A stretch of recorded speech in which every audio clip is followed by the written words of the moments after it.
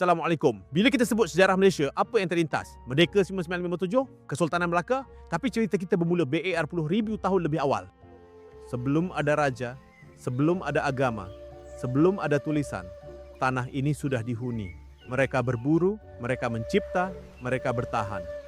Gua Niah di Sarawak, 40,000 tahun yang lalu. Disinilah manusia purba membuat rumah mereka. Bayangkan, gelap, lembab, bunyi air menitis. Tapi di sini, mereka rasa selamat. Mereka bukan sekadar orang gua. Mereka berburu, mengumpul makanan, membuat alat dari batu. Mereka hidup di sini beribu tahun. Apa buktinya? Ahli arkeologi jumpa alat-alat batu, sisa-sisa haiwan yang dimakan, dan yang paling mengujakan, rangka manusia purba yang masih utuh. Tapi tunggu, kalau mereka tinggal di Sarawak 40,000 tahun lepas, ada orang lain di tempat lain. Di Semenanjung, jom ke Perak. Lembah Lenggong, Perak, UNESCO World Heritage Site. Dan di sini kita jumpa orang Perak. Tahun 1990-an, satu penemuan mengubah segalanya. Rangka lengkap manusia purba. Umur 11,000 tahun. Ini rangka manusia paling lengkap dan tua dijumpai di Malaysia. Lelaki, mati usia 40-an, dikebumikan dengan rapi. Tapi ini menarik. Dikebumikan dengan rapi, maksudnya mereka ada kepercayaan, ada budaya, ada kemanusiaan. 11,000 tahun lalu, di tanah Perak ini, manusia sudah tahu tentang kehilangan, tentang menghormati yang mati, dan mereka bukan hidup bersendirian. Alat-alat yang dijumpai menunjukkan mereka pandai memburu, pandai membuat perhiasan, pandai bertahan dalam alam liar.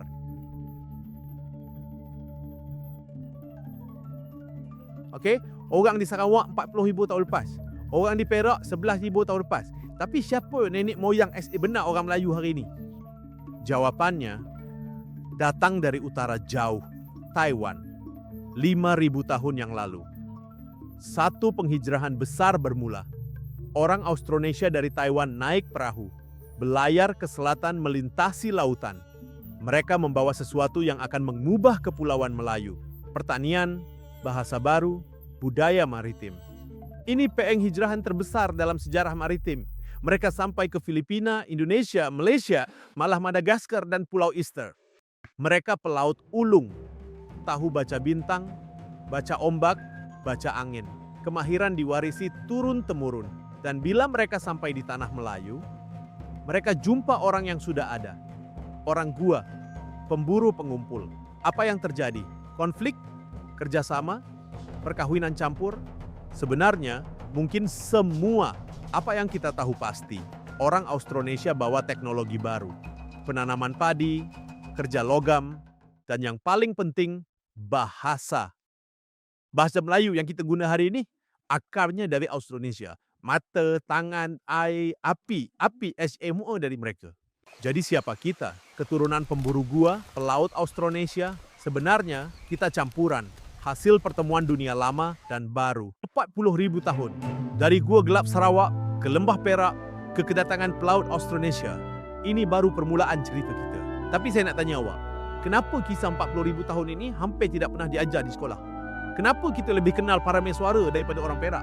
Fikir-fikirkan. Mungkin sejarah yang kita belajar, ada bahagian yang tertinggal. Episod depan, kita jelajah bagaimana India mengubah kepulauan Melayu, raja-raja Hindu, kuil Buddha, bahasa Sanskrit.